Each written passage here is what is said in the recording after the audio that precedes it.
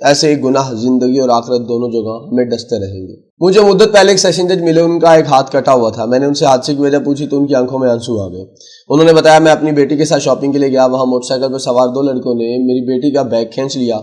میری بیٹی نے بیگ کو مضبوطی سے پکڑ لیا اور وہ موٹر سائیکل کے ساتھ گھسٹنے لگی۔ میں مدد کے لیے دوڑ کر گیا تو ڈاکو گھبرا گئے اور انہوں نے گولی چلا دی۔ ایک گولی میرے ہاتھ پر لگ گئی اور دوسری بیٹی کے سر پر۔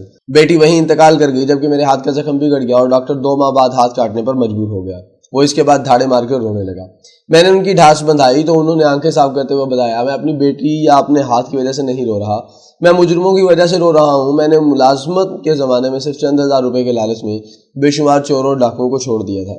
مجھے روز محسوس ہوتا ہے مجھ پر گولی چلانے والا میرا ہی چھوڑا ہوا کوئی مجرم ہوگا۔ یہ احساس مجھے اب جینے نہیں دیتا۔ مجھے کراچی میں ٹریفک پولیس کے ایک افسر سے ملاقات کا موقع ملا۔ اس کی کہانی بھی انتہائی تکلیف دہ تھی۔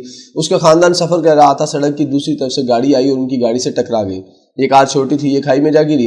اس افسر کا پورا خاندان حادثے میں انتقال کر گیا۔ اس کا خیال تھا میں پیسے لے کر ڈرائیونگ لائسنس جاری کیا کرتا تھا، میں سڑک پر ڈرائیونگ رولز کی خلاف ورزی کرنے والوں سے بھی 1000-2000 روپے لے لیا کرتا تھا۔ مجھے محسوس ہوتا ہے میرے خاندان کو مارنے والا بھی میرا ہی کوئی لائسنس ہولڈر ہوگا، یا پھر میں نے اسے چھوٹی بڑی غلطی کے بعد چھوڑ دیا ہوگا اور اسے میرے پورے خاندان کو قتل کر دیا۔ مجھے اس طرح تعلیمی بورڈ کا ایک سابق چیئرمین ملا۔ اس کا خاندان کسی زیر تعمیر پل کے ستون کے نیچے آ کر مارا گیا تھا۔ اس کا کہنا تھا میں نے سینکڑوں نالائق نوجوانوں کو میڈیکل کالجز اور انجینئرنگ یونیورسٹیز میں پہنچایا تھا، چنانچہ ہو نہ ہو وہ پل میرے ہی کسی کلائنٹ نے بنایا ہوگا، وہ میرے ہی خاندان پر گر گیا۔ اور مجھے اسی طرح ایک دودھ فروش ملا، اس کے 3 بچے تھے اور تینوں جسمانی طور پر کمزور تھے۔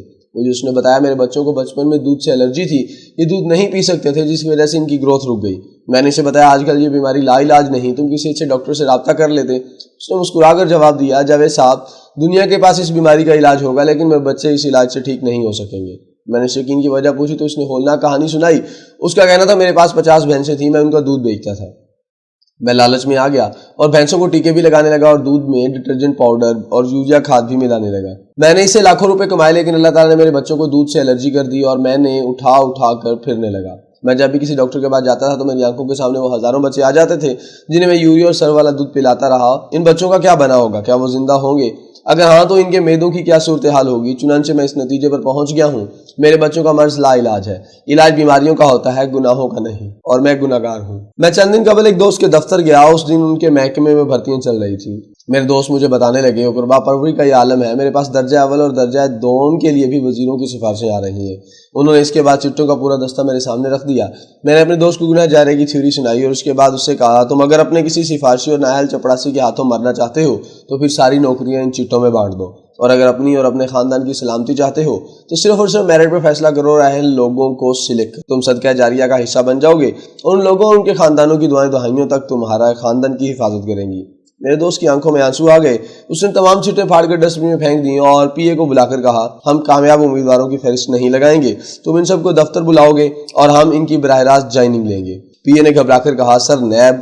میرے دوست نے جواب دیا میں اس صدقہ جاریہ کے لیے جیل جانے کے لیے بھی تیار ہوں۔